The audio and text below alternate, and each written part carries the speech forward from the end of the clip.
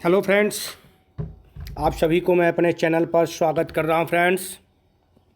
Friends मैं आज फिर से अपने चैनल पर बिहार कर्मचारी चयन आयोग जो इंटर स्तरीय बहाली होने वाली है उसके बारे में मैं कुछ नए अप टू डेट लेकर आया हूं। फ्रेंड्स इस बिहार कर्मचारी चयन आयोग के बारे में मैं पिछला भी वीडियो डाला था, उसमें बताए थे हम फ्रेंड्स कि किस विभाग में कितना सीट है ना, क्या उम्र सीमा है, आवेदन की प्रक्रिया कब से प्रारंभ होगी, अंतिम कब होगी, ये सारे के सारे मैं पिछले वीडियो में आपको बना के दे दिया था। अगर वो वीडियो आपने नहीं देखा तो हमारे चैनल पर जाएं और उस वीडियो को देखें कि उसमें सारी जानकारी दिया गया था कि आपकी आवेदन की प्रक्रिया कब से प्रारंभ होगी, कैसे होगी, है ना, उम्र सीमा क्या है, उसके बाद योग्यता क्या क्या होनी चाहिए, इंटर के साथ साथ क्या क्या होना चाहिए आपको, है ना, ये सारे के सारे पिछले वीडियो में फ्रेंड्स बता दिया गया था। तो फ्रेंड्स आज मैं अपने इस वीडियो में बनाने का मुख्य उद्देश्य ये है कि आज मैं अपने वीडियो में बता रहा हूँ कि फ्रेंड्स ये बिहार कर्मचारी चयन आयोग जो परीक्षा, आपको पता है कि ये एग्ज़ाम के माध्यम से ये बीएसएससी जो आपका है, बीएसएससी मतलब Bihar staff selection commission, shortcut में क्या नाम है इसका friends, BSSC, Bihar staff selection commission के द्वारा जो ये एग्ज़ाम लिया जाएगा उस एग्ज़ाम का पैटर्न क्या है, सिलेबस क्या है फ्रेंड्स, पैटर्न एंड सिलेबस जो आपका है ये क्या है, इसी सिलेबस और पैटर्न के बारे में इस वीडियो में मैं फ्रेंड्स आज चर्चा करूंगा फ्रेंड्स, है ना। तो देख सकते हैं ये बिहार कर्मचारी चयन आयोग का ही नोटिफिकेशन है, उन्हीं के साइट से ये डाउनलोड किया गया है। इंटर स्तरीय, है ना, नियुक्ति हेतु आयोजित होने वाला द्वितीय इंटर स्तरीय प्रतियोगिता परीक्षा का विज्ञापन है फ्रेंड्स। ये देख चुके हैं, एक बार और हम रिपीट कर दें कि यह आवेदन की प्रक्रिया 27/9/23 से प्रारंभ हो चुकी है फ्रेंड्स, और यह अंतिम तिथि इसका कब है फ्रेंड्स, देख रहे हैं 11 नवंबर 2023 इसका अंतिम डेट है फ्रेंड्स, है ना। विशेष जानकारी ये आवेदन के लिए मैं पिछले वीडियो में बना चुका हूँ, अगर वो वीडियो आप नहीं देखे हैं तो हमारे चैनल पर जाएं और उस वीडियो को देखें, उसमें पूरी जानकारी फ्रेंड्स मिलेगा। मैं आज विशेष रूप से इस वीडियो में फ्रेंड्स चर्चा करूँगा इस परीक्षा के सिलेबस के बारे में कि अब हम लोग किस चीज़ माने क्या चीज़ को पढ़ें, कैसे पढ़ें कि इस परीक्षा को हम लोग क्वालिफाई कर सकें, है ना फ्रेंड्स। और इसका सिलेबस क्या होगा, नेगेटिव मार्किंग कितनी होगी, ये सारे के सारे इस वीडियो में हम लोग फ्रेंड्स चर्चा करेंगे फ्रेंड्स। तो देखिए फ्रेंड्स, इसमें इस सब सारे पद का नाम है, ये पद के बारे में मैं पिछली वीडियो बना कर दे चुका हूँ, अगर ये नहीं देखे हैं तो जाकर देख सकते हैं किस विभाग में कितने पद हैं, कहाँ आपको आवेदन करना चाहिए जिससे कि आपको ज़्यादा से ज़्यादा सिलेक्शन होने की चांसेज बने, है ना। ये सारे के सारे मैं वीडियो बनाकर दे चुका हूँ फ्रेंड्स, है ना। ये सारे के सारे आप देख सकते हैं, पिछले वीडियो में ये दिया गया था। मैं आज केवल और केवल चर्चा करूंगा फ्रेंड्स इस जो बीएसएससी यानी बिहार स्टाफ सिलेक्शन कमीशन के द्वारा जो एग्ज़ाम लिया जाएगा इसका, है ना, उसका सिलेबस क्या होगा। सबसे महत्वपूर्ण बात यही होता है दोस्तों कि आपको तैयारी कैसी करनी है, क्या क्या पढ़ना है, कैसे पढ़ना है कि आपकी परीक्षा की तैयारी अच्छे से हो सके और आप इस परीक्षा को क्वालिफाई कर सके फ्रेंड्स, है ना। तो फ्रेंड्स हम लोग आ गए हैं इसकी परीक्षा के पैटर्न पर। ये पॉइंट नंबर 6 देख सकते हैं फ्रेंड्स। पॉइंट नंबर 6 क्या लिखा गया फ्रेंड्स, परीक्षा की प्रकृति वस्तुनिष्ठ होगी, यानी फ्रेंड्स ये आपका जो प्रश्न होगा ये ऑप्शन वाला होगा। 4 ऑप्शन दिए जाएंगे, 4 में से कोई एक ऑप्शन को आपको चुनाव करना होगा जो सही आंसर होगा उसका, है ना फ्रेंड्स। तो ये एक तो समझ गए कि परीक्षा क्या होगा फ्रेंड्स, ये वस्तुनिष्ठ प्रश्न होंगे यानी ऑब्जेक्टिव टाइप प्रश्न होंगे फ्रेंड्स, ठीक है। अब बात कर रहे हैं फ्रेंड्स, देखिए बिहार कर्मचारी चयन आयोग द्वारा परीक्षा संचालन नियमावली 2010 के आलोक में 40,000 से अधिक आवेदन प्राप्त होने पर प्रारंभिक परीक्षा आयोजित की जाएगी। समझ रहे फ्रेंड्स क्या कर रहा है, अगर इस जितनी बहाली हैं, आपको पता है कि 11,000 से ज़्यादा पदों की बहाली ये बीएसएससी के द्वारा निकाला गया है फ्रेंड्स। किसके द्वारा, बीएसएससी यानी बिहार स्टाफ सिलेक्शन कमीशन के द्वारा ये 11,000 से ज़्यादा पदों पर बहाली निकाली गई फ्रेंड्स। इसमें कहा गया फ्रेंड्स कि अगर इस पूरे बहाली में 40,000 से ज़्यादा आवेदन अगर आते हैं तो फिर प्रारंभिक परीक्षा का आयोजन की जाएगी। प्रारंभिक का मतलब अब 40,000 से जब भी ज़्यादा आवेदन होगा, अगर 40,000 तक या उससे कम आवेदन आते हैं तब केवल एक ही एग्ज़ाम होगा।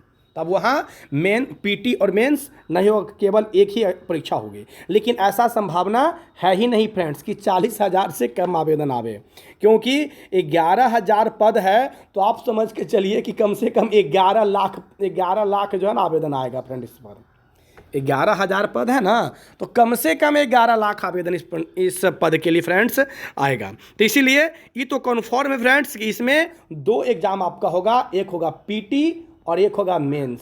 एक पीटी एक मेंस एग्जाम, 2 पेपर आपको क्वालिफाई करना होगा। पीटी प्रीलिमिनरी टेस्ट, पहले आपको पीटी की तैयारी करनी होगी, पीटी एग्जाम क्वालिफाई करना है, और फिर पीटी क्वालिफाई हो जाते हैं तब आपको मेंस में फिर बैठने दिया जाएगा। और जब मेंस भी क्वालिफाई कर लेंगे तब आप अपने जॉब पर चले जाएंगे, अतः आपकी सिलेक्शन लगभग पक्की हो जाएगी फ्रेंड्स, है ना। तो इसीलिए इसमें तो ये तय मान कर चलिए कि इसमें 40,000 की जो बात कही गई है कि 40,000 तक अगर आवेदन आता है तब केवल एक ही एग्ज़ाम होगा, और 40,000 से ज़्यादा अगर आवेदन आ रहा है तब 2 एग्ज़ाम लिया जाएगा। तो ये तो कन्फर्म मानकर चलो कि 11,000 पद है तो 11 लाख कम से कम आवेदन आएगा फ्रेंड्स। तो इसीलिए यहाँ 2 एग्ज़ाम कन्फर्म है, पीटी भी होगी और मेंस भी आपका होगा फ्रेंड्स, ठीक है। अब बात करते हैं कि कन्फर्म है कि 2 एग्ज़ाम आपको होगा ही, पीटी और मेंस, है ना। अब पीटी और मेंस, तो पीटी की सिलेबस अगर होगा तो इसका सिलेबस क्या होगा ये देखिए फ्रेंड्स आपका। अब यहाँ कहता है कि अधिक आवेदन प्राप्त होने पर परीक्षा 1 से अधिक चरणों में आयोजित की जा सकती है। विभिन्न चरणों में परीक्षा आयोजित किए जाने की स्थिति में परीक्षा परिणाम समानवीकरण की प्रक्रिया अपनाते हुए तैयार की जाएगी। आगे देख क्या करा है, प्रारंभिक परीक्षा वस्तुनिष्ठ प्रकृति की होगी। प्रारंभिक परीक्षा यानी पीटी जो होगी, प्रीलिमिनरी एक्सपेंसेस, क्या होगा वह वस्तुनिष्ठ प्रकार की होगी, ऑब्जेक्टिव टाइप प्रश्न होगा। प्रारंभिक परीक्षा के माध्यम से कोटि बार उपलब्ध रिक्तियों के 5 गुना, क्या फ्रेंड्स देखिए ध्यान रखिएगा, 5 गुना, है ना, 5 गुना संख्या के बराबर अभ्यर्थी का चयन मुख्य परीक्षा, ध्यान रखिए क्या कहा फ्रेंड्स, संख्या के बराबर अभ्यर्थियों का चयन मुख्य परीक्षा मतलब फ्रेंड्स वही मेंस के बारे में चर्चा हो रही है, मुख्य परीक्षा के लिए किया जाएगा। अब क्या कहा फ्रेंड्स कि जो पीटी में जितने भी एप्लीकेंट एपियर होंगे पीटी एग्जाम में, प्रीलिमिनरी टेस्ट में, प्रारंभिक परीक्षा में जो पहला एग्जाम होगा उसमें कितना क्वालिफाई कराया जाएगा, जितना सीट है उसके 5 गुना। अब जैसे सीट मान लिया जाए कि 11,000 है, 11,000 प्लस मान लेते हैं 11,000 राउंडेड है, तो इसका 5 गुना कितना हो गया, 11 पचे 55, यानी कि पीटी में ये 55,000 विद्यार्थी का रिजल्ट घोषित किया जाएगा फ्रेंड्स। मतलब एक सीट के लिए 5 अभ्यर्थी को पीटी में लिया जाएगा और वो 5 अभ्यर्थी को मेंस में बैठाया जाएगा। मतलब कि एक लिखा गया है 5 गुना, देख रहे हैं ना, 5 गुना मतलब जितना पद है उसका 5 गुना, 5 गुने को पीटी में पास कर दिया जाएगा। पास करके और तब उसको क्या होगा, मुख्य परीक्षा के लिए चयन किया जाएगा, है ना। चयन मुख्य परीक्षा के लिए, मुख्य मतलब मेंस परीक्षा के लिए किया जाएगा फ्रेंड्स। तो यहाँ तक जो समझ चुके हैं आप कि आपकी पीटी भी एग्जाम होगा, मेंस भी होगा, और पीटी में 5 गुना अभ्यर्थी का ही सिलेक्शन होगा जो मेंस में उसके लिए क्वालिफाई करेगा फ्रेंड्स। अब बात होती है फ्रेंड्स आगे चलिए। अब आगे कह रहा है फ्रेंड्स यहाँ कि प्रारंभिक परीक्षा में एक पत्र सामान्य ज्ञान का होगा जिसका निम्नांकित विषय होंगे। अब प्रारंभिक परीक्षा जो होगी फ्रेंड्स, यह एक ही प्रश्न पत्र होंगे और वह क्या चीज का होगा, सामान्य ज्ञान का, यानी जनरल नॉलेज का होगा फ्रेंड्स, सामान्य ज्ञान का होगा ये प्रारंभिक परीक्षा। ये सामान्य ज्ञान का एक ही पत्र होगा जो वस्तुनिष्ठ प्रकार की होगी और ये सामान्य ज्ञान का होगा फ्रेंड्स, है ना। अब सामान्य ज्ञान तो समझते हैं फ्रेंड्स, तो अथाह है, इसका तो कोई अंत है नहीं सामान्य ज्ञान का। अब सामान्य ज्ञान में भी क्या होगा उसका भी सिलेबस आयोग ने बता दिया है कि अब आपको सामान्य ज्ञान में भी क्या क्या पढ़ना है। क्योंकि सामान्य ज्ञान तो अनंत है, उसका तो कोई सीमा है ही नहीं। लेकिन वहाँ तय कर दिया गया है कि किस किस क्षेत्र से आपसे प्रश्न पूछने की संभावना रहेगी फ्रेंड्स। तो देखिए, अब यहाँ करा एक सामान्य अध्ययन यानी जनरल स्टडीज, सामान्य विज्ञान एवं गणित, सामान्य यानी जनरल साइंस एंड मैथ, और मानसिक क्षमता की जांच। मानसिक क्षमता मतलब वही रीजनिंग, यहाँ रीजनिंग की बात हो रही है फ्रेंड्स, है ना। तो सामान्य अध्ययन यानी जनरल नॉलेज, जीके जीएस जिसको आप कहते हैं, इसी में करंट अफेयर्स भी आ जाएगा, जीके जीएस करंट अफेयर्स इसी में आ जाएगा। सामान्य विज्ञान और गणित होगा यानी जनरल साइंस एंड मैथ, और मानसिक क्षमता का मतलब होता है रीजनिंग, है ना। ये तीन आपका टॉपिक होगा, लेकिन तीनों टॉपिक में भी विस्तार किया गया फ्रेंड्स। अब देखिए आगे क्या कर रहा है ये। प्रश्न वस्तुनिष्ठ एवं बहुविकल्पी होंगे। अब इसमें से प्रश्न क्या होगा, वस्तुनिष्ठ मतलब ऑप्शनल वाला होगा, बहुविकल्पी मतलब एक से ज़्यादा विकल्प आपके पास रहेंगे, 4 विकल्प में से कोई एक को सिलेक्शन करना है आपको। अब यहाँ देखिए इंपॉर्टेंट चीज़ है फ्रेंड्स कि कुल प्रश्नों की संख्या 150 होगी।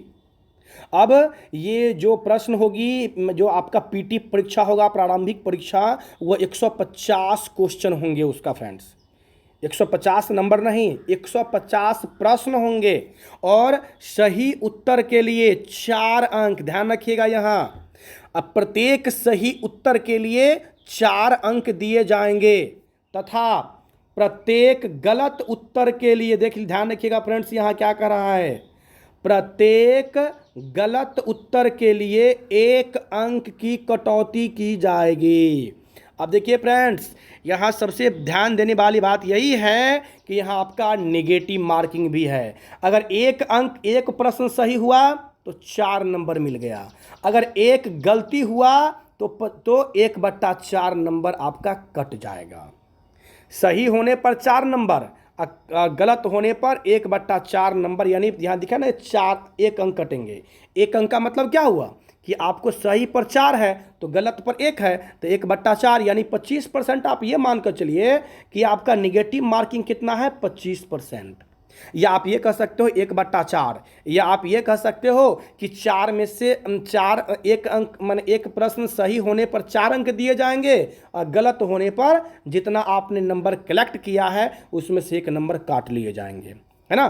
तो यहाँ आपको ध्यान रखना है, यहाँ निगेटिव मार्किंग भी है, इसीलिए परीक्षा की तैयारी आपको समझ बूझ कर करनी है, और परीक्षा देनी भी है तो समझ बूझ कर देनी है, क्योंकि यहाँ निगेटिव मार्किंग है फ्रेंड्स, है ना।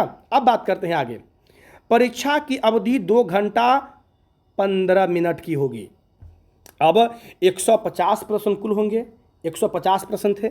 150 प्रश्न को सॉल्व करने के लिए, हल करने के लिए आपके पास 2 घंटा 15 मिनट का समय आयोग बीएसएससी देगा फ्रेंड्स, ठीक है। परीक्षा, प्रारंभिक परीक्षा में भाषा का माध्यम हिंदी अंग्रेजी होगी, मतलब 2 ही भाषा में पेपर होगा, हिंदी और अंग्रेजी में। अगर हिंदी और अंग्रेजी के प्रश्न में कोई भिन्नता होगी तो अंग्रेजी के प्रश्न को मान्य होंगे। मतलब समझ के बात क्या कहा फ्रेंड्स, कि अंग्रेजी और हिंदी के प्रश्न में अगर कोई डिफरेंस आ रहा है तो वहाँ क्या होगा, अंग्रेजी ही मान्य होगा, ठीक है फ्रेंड्स। अब आगे है सिलेबस, देखिए क्या कह रहा है, यहाँ है अब सिलेबस फ्रेंड्स। सिलेबस देखिए लिखा गया सिलेबस, प्रारंभिक परीक्षा की सिलेबस निम्न प्रकार होंगे। प्रारंभिक मतलब वही पीटी एग्जाम की जिसकी हम लोग चर्चा कर रहे हैं। प्रारंभिक परीक्षा में आप देख चुके हैं 3 आपका टॉपिक होगा, कौन कौन, पहले सामान्य अध्ययन था, फिर सामान्य गणित, सामान्य विज्ञान और गणित था, और रीजनिंग था। लेकिन उस तीनों को भी अब विस्तार किया है, तीनों को अलग अलग विस्तार करके दिखाया है। देखिए फ्रेंड्स, अब है खंड क है सामान्य अध्ययन। अब सामान्य अध्ययन में क्या क्या पढ़ना, देखिए इस प्रश्नों का उद्देश्य अभ्यर्थी के आसपास की वातावरण की सामान्य जानकारी तथा समाज में उनके अनुप्रयोग के संबंध में योग्यता की जांच करना होगा, है ना।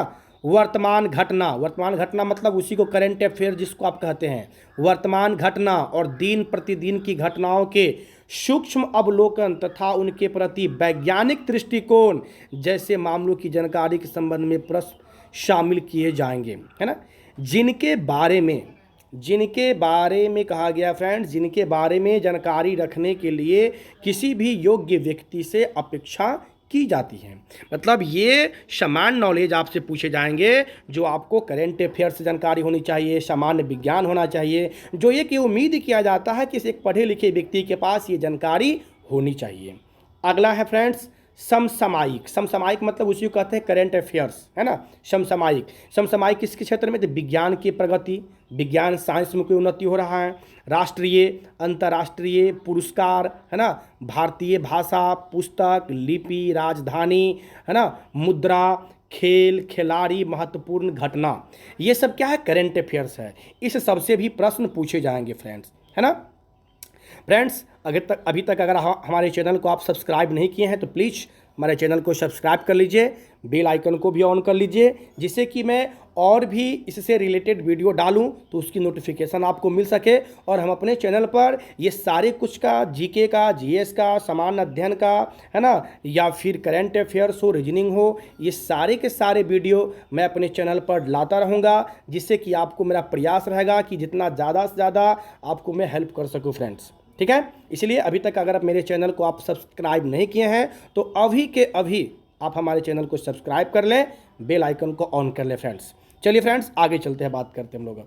पॉइंट नंबर 2 कह रहा भारत और उसके पड़ोसी देश। अब हमारा भारत है और जो भारत के चारों जो मेरा पड़ोसी देश है उसके बारे में भी आपको जानकारी रखना होगा फ्रेंड्स। क्या क्या जानकारी रखना है फ्रेंड्स? देखिए इसके बारे में क्या कह रहा हूँ। इसमें कह रहा भारत उनके पड़ोसी देश के बारे में कहता पड़ोसी देश का इतिहास, भारत का इतिहास, संस्कृति, भूगोल, आर्थिक परिदृश्य, स्वतंत्रता आंदोलन यानी भारत की जो आज़ादी की बात है, भारतीय कृषि तथा प्राकृतिक संसाधनों की प्रमुख विशेषताएं, है ना, प्रमुख विशेषताएं। उसके बाद कह रहा आपका कि भारत का संविधान, है ना, भारत का संविधान एवं राज्य व्यवस्था, देश की राजनीतिक प्रगति, पंचायती राज, सामुदायिक विकास, पंचवर्षीय योजना, राष्ट्रीय आंदोलन में बिहार का योगदान।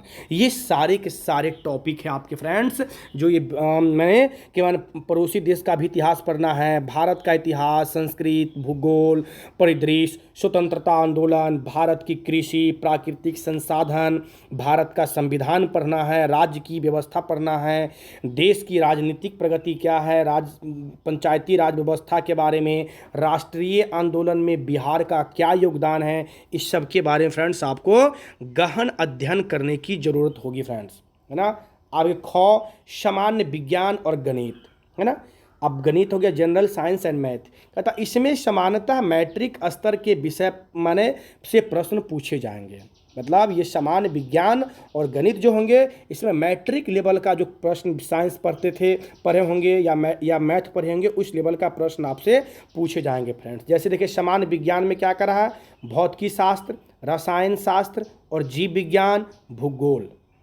देख रहे हैं, भौतिकी शास्त्र, रसायन शास्त्र, जीव विज्ञान और भूगोल, ये आपका सामान्य विज्ञान, ये किताब पढ़ना होगा आपका, माने केमिस्ट्री, बायोलॉजी, फिजिक्स और ज्योग्राफी। गणित में क्या क्या पढ़ना है, संख्या पद्धति से संबंधित प्रश्न, पूर्ण संख्याओं का अभिलेखन, दशमलव और भिन्न संख्याओं के बीच पारस्परिक संबंध, मूलभूत अंक गणितीय सक्रिय, प्रतिशत, अनुपात, समानुपात, औसत, ब्याज एवं लाभ हानि। ये चैप्टर है फ्रेंड्स मैथमेटिक्स का, है ना।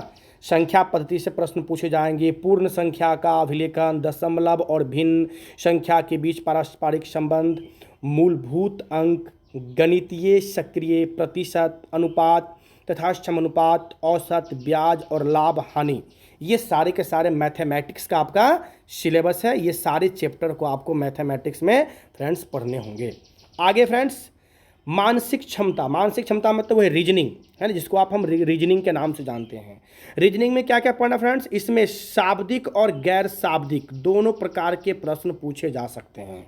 शाब्दिक भी होंगे और गैर शाब्दिक भी होंगे। शाब्दिक मतलब जिसमें शब्द हो और गैर शाब्दिक का मतलब जिसमें चित्र वाला होता है ना, नॉन वर्बल, चित्र बनाने वाला। इस घटक में निम्न से संबंधित यथासंभव प्रश्न पूछे जा सकते हैं। अब ये रीजनिंग में कहाँ से किस किस चैप्टर से प्रश्न आएंगे फ्रेंड्स, सदृशता, समानता, भिन्नता, स्थान कल्पना, समस्या समाधान, विश्लेषण, दृश्य, स्मृति, विभेद, अवलोकन, संबंध अवधारणा, अंक गणितीय तर्क शक्ति, अंक गणितीय श्रृंखलाबद्ध, कूट लेखन, कूट व्याख्या। मतलब ये रीजनिंग का चैप्टर हो गया फ्रेंड्स, है ना। इस रीजनिंग में आपको इतने चैप्टर को आपको फ्रेंड्स पढ़ने होंगे, है ना। और आगे देखिए फ्रेंड्स, अब क्या है क्वालिफाइंग मार्क। अब ये इतना तो सिलेबस आपका हो गया, अब है 7वां है आपका फ्रेंड्स क्वालिफाइंग। क्वालिफाइंग मतलब कि अब आप कितना नंबर लाएंगे परीक्षा में कम से कम, कि जिससे आपको पैनल में आने की संभावना बने रहे। अगर उससे कम नंबर लाते हैं तो पैनल से आप बाहर हो जाएंगे। जैसे समान वर्ग के लिए 40% कम से कम उसको लाना ही होगा, तभी वह पैनल में आने की संभावना उसकी होगी। पिछड़ा वर्ग में कम से कम 36.5% उसको नंबर कम से कम लाना ही होगा। इससे ऊपर जितना ला सके, इससे कम लाएगा तो पैनल से बाहर हो जाएगा। अति पिछड़ा वर्ग 34%, अनुसूचित जाति जनजाति 32%, महिला वो सभी वर्ग का हो, वो जनरल हो, ओबीसी हो, ईबीसी हो, कोई भी महिला हो, सभी महिला के लिए 32%, और दिव्यांग सभी के लिए 32%। ये क्वालिफाइंग मार्क है फ्रेंड। इतना कम से कम, इससे ज़्यादा नंबर लाना होगा। आप ये मत समझिए कि इतना नंबर लीजिएगा तो आपको सिलेक्शन हो जाएगा, नहीं, इतना मिनिमम है। इससे नीचे आइएगा तो आपको आपका पैनल से बाहर हो जाइएगा। इससे ऊपर जहाँ तक ला सकिए ये आपके चांस से बना रहेगा। तो फ्रेंड्स, आज की वीडियो में मुझे यही बताना था कि आपका सिलेबस क्या है, इसका पढ़ाई कैसी करनी है, तैयारी कैसी करनी है, इसकी जानकारी देनी थी। ये वीडियो आप अच्छी तरह देख लेंगे होंगे फ्रेंड्स।